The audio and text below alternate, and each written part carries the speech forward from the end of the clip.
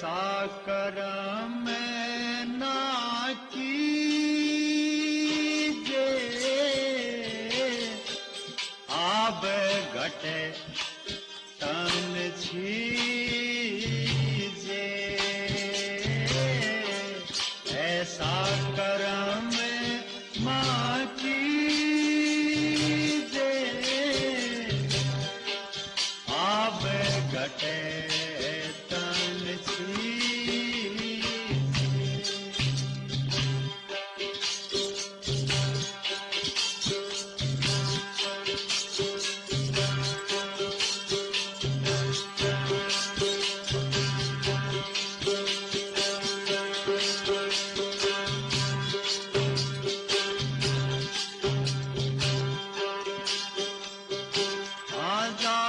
छंदर गोरख आए अगम नगम दियाए ला जागम छंदर गोरख आए अगम नगम दियाए ला कौन नींद में सोए गुरु दी लाज रहे हम चेला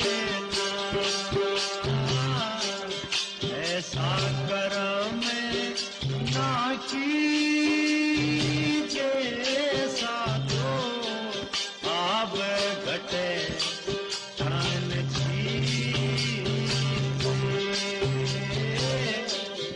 ऐसा करम ना कीजे साधो आब घटे तन छीजे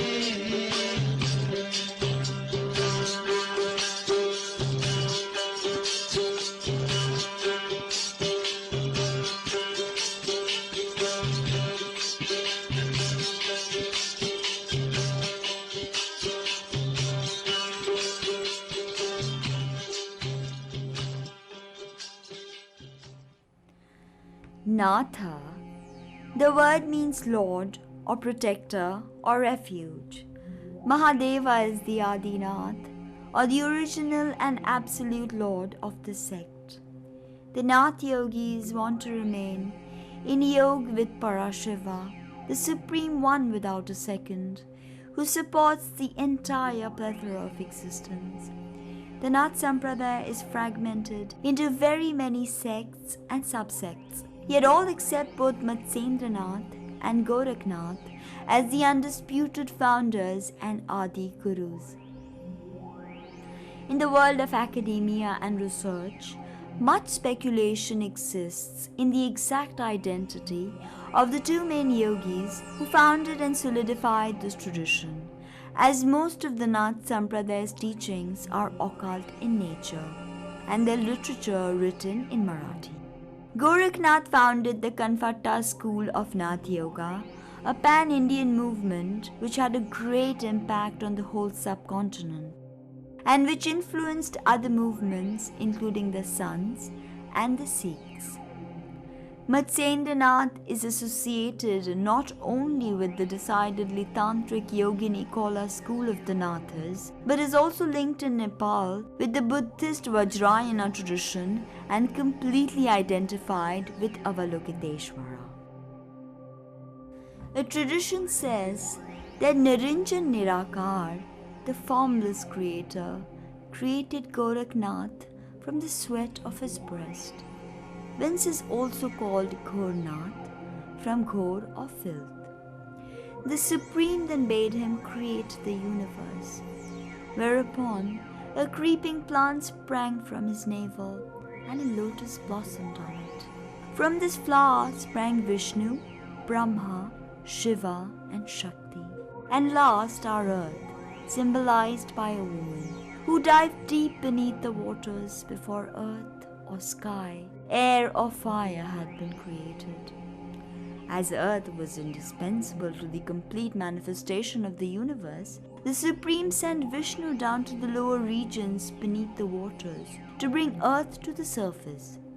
When he reached the Patalaloka, Vishnu saw Shakti with a dhuni in front of her, while light rayed from her body. A voice asked, "Who had come?" And Vishnu replied, that his errand was to bring up earth by the Supreme's command. The Shakti answered that he could do so provided he first wed her.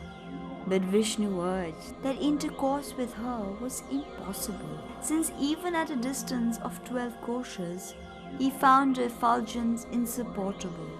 So he returned unsuccessful. Brahma likewise failed. So at last Shiva was sent.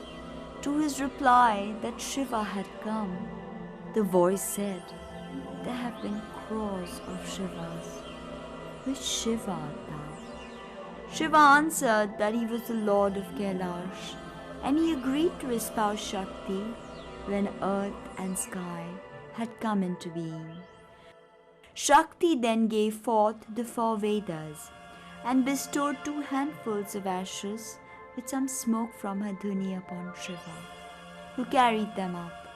The smoke, when sent upwards, became the sky, and the ashes, when strewn into the waters, formed land. Hence the Nath yogis worship only Gorakhnath and Shiva by a process which reminds us of the myth of Hephaestus and Athena. Gorakhnath became, by a fish, the father of Matsyendranath, who forthwith went into the wastes to worship. When Gorakhnath was reproached with his incontinence, he felt that he must seek out a guru of his own. But finding none better than himself, he bethought him that his own son was fitted for the office, and exclaimed, "The husband's embraces cause sons to be born. Thus saith the ascetic Gorakh." He then sought out Matsyendranath, who would have fallen at his feet, but Gorakh addressed him as his own guru. This is how Matsyendranath became Gorakh's guru as well as his son.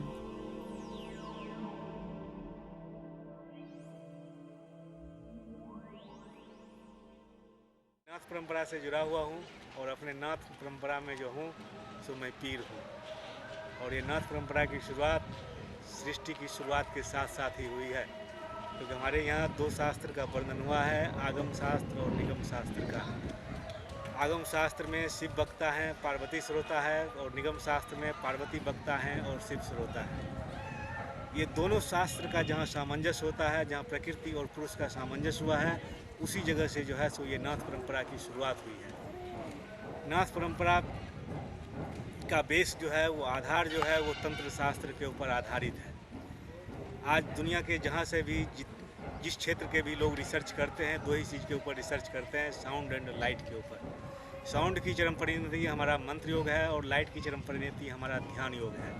और नाथ परंपरा का भी research जो है शुरू से ही sound and light के ऊपर होता हुआ आ रहा है। और दुनिया जिस बात को, जिस तत्व को, जिस मर्म को, जिस रहस्य को दुनिया के हर एक धर्म के, हर एक मजहब के लोग स्वीकार करते हैं।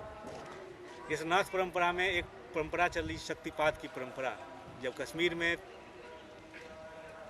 हमारा धर्म के ऊपर अत्याचार हो रहा था, हमारे धर्म जो है विलुप्तावस्था में पहुंच चुकी थी, उस समय वहाँ एक बहुत बड़े आचार्य पैदा हुए, उनका नाम था आचार्य लल।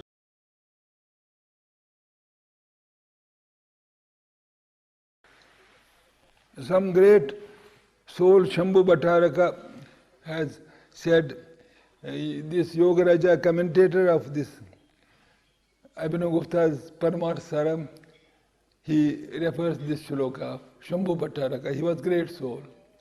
Eko bhava sarva bhava svabhava sarve bhava ek bhava svabhava eko bhava tattato yen dreshta sarve bhava tattadasten dreshta. Eko bhava, one being that is Shiva, Lord Shiva, Parabhairava, has become Sarvabhava Svabhava. He has become many right from that insect to Shantakala. He has become so many. Sarve bhava ek bhava svabhava, and all these are actually ekabhava svabhava. Only this is the drama of one Parabhairava, bas. It is only ekabhava. All are one. One are many. One have become many.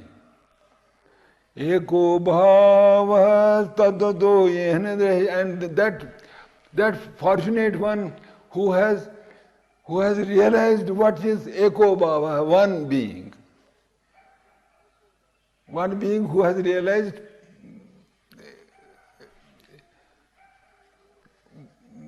by the Tivra Shaktipata of Parabhairava. Sarve bhavas tattvatastena drishta. He has realized all beings.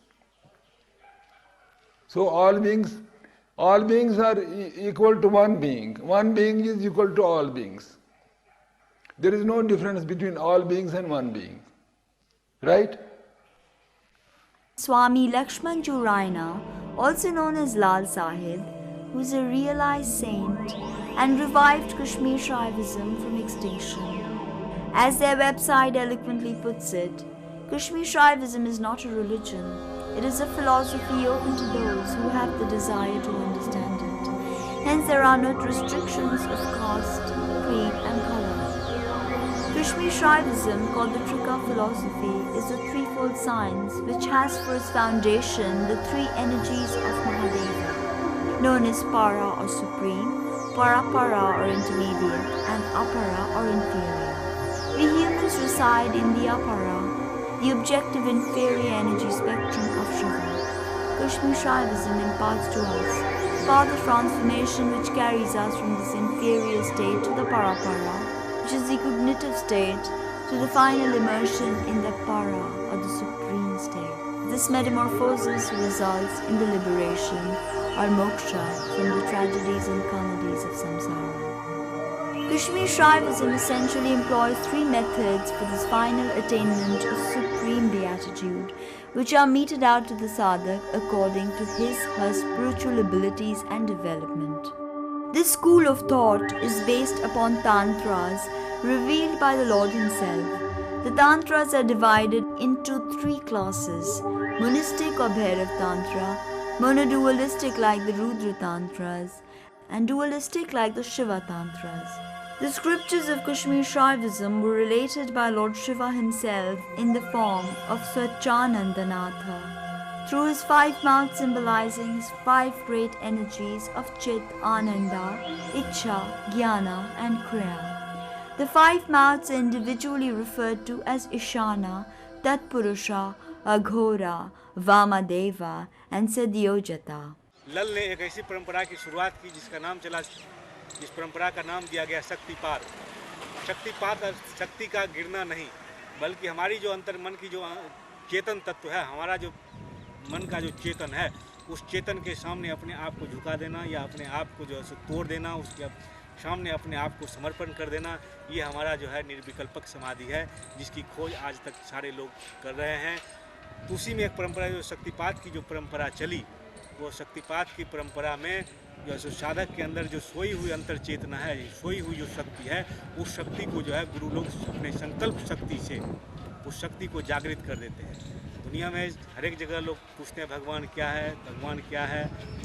तर्क तो लोग देते हैं, तर्क से साबित भी कर देते हैं और तर्क से साबित नहीं भी कर पाते हैं। लेकिन शक्तिपात परंपरा में जो है प्रत्यक्षगत, वहाँ तर्क से नहीं, क्रिया योग से जो है हम दिखा देते हैं ये परमात्मा की सत्ता या परमात्मा की शक्ति जो है वो क्या है। ये ब्रह्मांड का जो है ये छोटा रूप हमारा शरीर है और शरीर का हमारा सबसे बड़ा रूप हमारा ये ब्रह्मांड है। और इस ब्रह्मांड के अंदर जो परमात्मा की सत्ता है और वो जो हमारा परमात्मा की सत्ता जो सोई हुई सत्ता है, वो शक्तिपात के परंपरा से या शक्तिपात की दीक्षा से या शक्तिपात के द्वारा वो सोई हुई सत्ता को हम नाथ परंपरा के लोग जागृत कर देते हैं। और संसार वाले को या जो वहाँ पर जो तर्क करने के लिए लोग आते हैं या जिज्ञासा लेकर के आते हैं जी आखिर है क्या या परमात्मा क्या, तो उसको हम दिखा देते हैं या उसको जो है एहसास करा देते हैं। यही जो है सो ये शक्तिपात है। और शक्तिपात में 2 चीज़ की आवश्यकता होती है, एक पुरुषार्थ की, पुरुषार्थ के बदौलत जो है सो साधक स्व-विकल्पक समाधि में जाता है और उसके बाद जो है सो परमात्मा की कृपा होती है, जिसके बाद निर्विकल्पक समाधि में चला जाता है। और निर्विकल्पक समाधि के बाद जो है जो उसकी कृपा बनी रहती है और इधर पुरुषार्थ उसका काम करता है। पुरुषार्थ और कृपा दोनों मिलकर के साधक को मोक्ष तक ले जाता है। यही जो है हमारे शक्तिपात परंपरा का जो है वो चरम लक्ष्य है। ओके, इसके लिए तंत्र शास्त्र में दो विधा चली, एक वाम मार्ग की विधा चली, दूसरा जो है वो दक्षिण मार्ग की विधा चली। वाम मार्ग, वाम का अर्थ होता है टेढ़ा मेढ़ा और दक्षिण का अर्थ होता है सीधा स्ट्रेट लाइन। तो जो टेढ़े मेढ़े रास्ते पर जो चलने वाले व्यक्ति होंगे उसकी मन स्थिति या उसकी मानसिक स्थिति बहुत ही मजबूत होनी चाहिए। तो वाम मार्ग जो है वो भी आगम शास्त्र से जुड़ा हुआ है। यहाँ पर जो है पार्वती वक्ता हैं और शिव जो है वहाँ पर श्रोता है। हमारा जितना भी दुर्गा सप्तशती को अगर आप लेते हो, या तो आप दुर्गा सप्तशती को ले लो या डामर तंत्र को ले लो, महानिर्वाण तंत्र को ले लो, किसी भी तंत्र को ले लो, वहाँ पर बेसिकली जो है हर एक जगह वाम मार्ग के बारे में ही बताया गया है। वाम मार्ग की एक शाखा है अघोर मार्ग। घोर नाम है शरीर का, नए समास करते हैं ना घोर अघोर। मैं बेसिकली वेस्ट बंगाल का रहने वाला हूँ। हमारे मम्मी और डैडी वेस्ट बंगाल सरकार में IAS ऑफिसर थे। 7 साल का 7.5 साल का था, उसमें हमारे मम्मी और डैडी हमारे गुरुजी के यहाँ मेरे को डोनेट कर दिए। और हमारे गुरुजी डॉक्टर रामनाथ अघोरी नेपाल नरेश के राजगुरु थे। मेरा लालन पालन, शिक्षा दीक्षा रॉयल पैलेस नेपाल में हुई। ग्रेजुएशन में BHU वाराणसी से किया, पोस्ट ग्रेजुएट MPhil और PhD ये मैं JNU नई दिल्ली से किया। ये सन 74 की बात है। और अभी देख रहे हो मेरी उम्र जो है तकरीबन 60 साल हो रही है, लेकिन शक्तिपात की परंपरा की बदौलत या शक्तिपात की साधना की बदौलत मैं अभी भी 34-35 साल से ज़्यादा का नहीं लग रहा हूँ।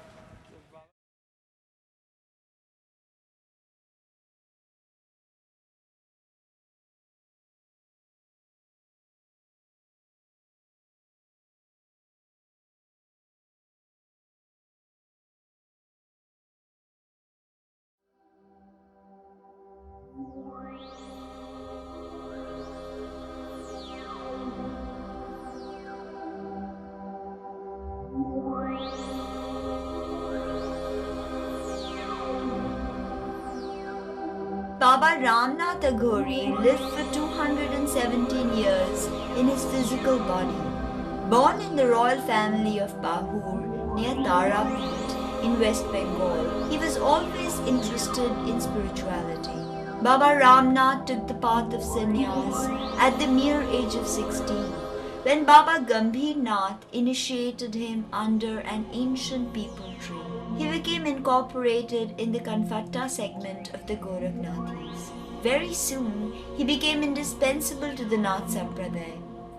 Many yogis of the Sampradaya were amazed to see the young Ramnath's courageous approach to sadhana. He was considered the star pupil of the Kanfattas. Wandering on foot for the next 50-odd years, without any ties or earthly possessions, he travelled to all the main peaks and places of pilgrimage, continuing his mantra yoga and spiritual penances. Travelling on foot, he crossed the borders of India into Tibet, then China. He went eastwards to Vladivostok in Siberia and began returning back through China, Central Asia, Persia, Iraq. He even went to Arabia. He returned to India via Persia, where he performed penances at a spot of pilgrimage of the deity Hinglaj Devi, an emanation of Shakti held in great reverence by the Nath tradition, located in the arid Makran coast of modern Pakistan. He reached the pinnacle of his yogic journey at Girnar, and henceforth was addressed as Yogi Raj.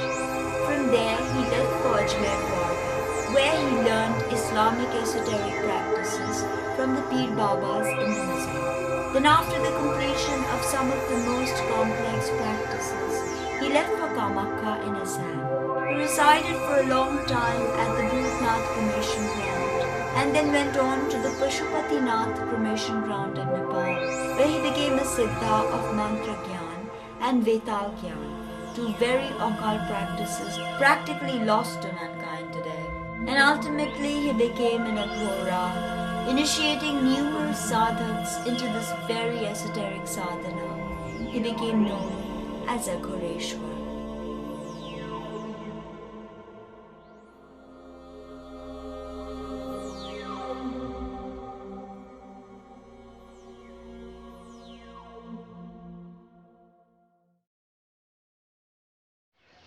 অঘরী বাবার সঙ্গে আমার প্রথম সাক্ষাৎ হয় বীরভূম জেলার বাইতরা গ্রামে। পরের বছর সালটা ছিল 1976, উনি পিন্ডা গ্রামে আসেন, আমি সেই বছর ওনার কাছে দীক্ষা নিই। তারপরে 1979 সাল পর্যন্ত তিনি পিন্ডা গ্রামে এসেছেন দীর্ঘ 4-5 বার। এই 4-5 বার 2-3 দিন করে আমাদের গ্রামে থেকেছেন এবং এই সময় আমি তার খুব ক্লজ সান্নিধ্যে আসি, খুব ঘনিষ্ঠ সান্নিধ্যে আসি এবং তার বেশ কিছু অলৌকিক ঘটনা প্রত্যক্ষদর্শী হই আমি। He was the head of the Gorakhnath temple for a century when he travelled to Tibet. He discovered the true teachings of the Nath Sampradaya, which lay sedimented under the false propaganda of the Gorakhnathis. On the meandering snowy slopes of the Himalayas, he met Tibbati Nath Baba or Chakta Rinpoche, who took him to Bokreshwar in Birbhum in West Bengal, where he had a life-altering experience meeting Baba Bhumshankara, who was said to be the last in the lineage of Swayambhu or Padmasambhava, who took Buddhism to Tibet. In a book by Pramod Kumar Chattopadhyay called Tantrabilashi Sadhu Sangha, we get a glimpse of this mysterious Baba Bhumshankara Aghori, who is referred to as Aghori Baba by the writer. We see the high level of realization that had dawned on this Aghori Baba. He was himself Parashiv. And let me read to you an excerpt from the book about a deep personal revelation from the author about this Mahabharata. আমি এই সুযোগেই তাহার চক্ষে এক অপরূপ বস্তু দেখিতে পাইলাম, যাহা জীবনে কখনো ভুলিব না। কি বিশালয়ত চক্ষু তাহার!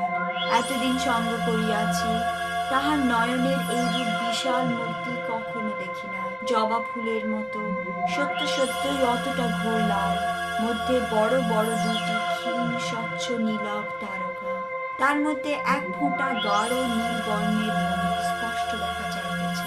তাহার মধ্যেও যেন স্বচ্ছ তারকা ভেদ করিয়া লালের আভা প্রবেশ করিয়াছে।